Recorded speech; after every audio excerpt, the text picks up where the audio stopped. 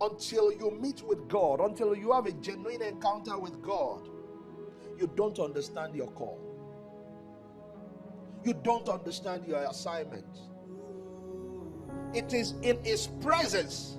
It tells you His mind. He shares His burden with you. Then it tells you what you are supposed to be doing. Many of us know what we don't want to do.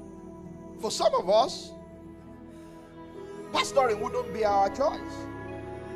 I don't know of other people, but for me, as one, pastoring wasn't what I thought I would do until His call came. I thought I had better ideas concerning my life. I mean, I could do so many things with my hands. So I thought that must be what God was looking at.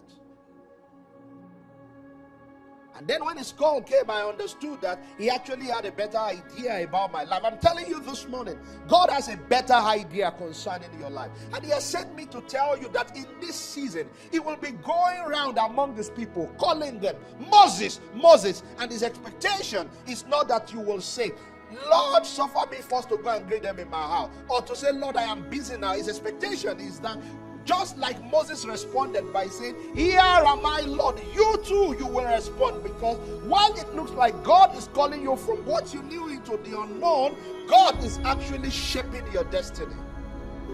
There is a call of God over your life. How do I know? Because there has been an invitation.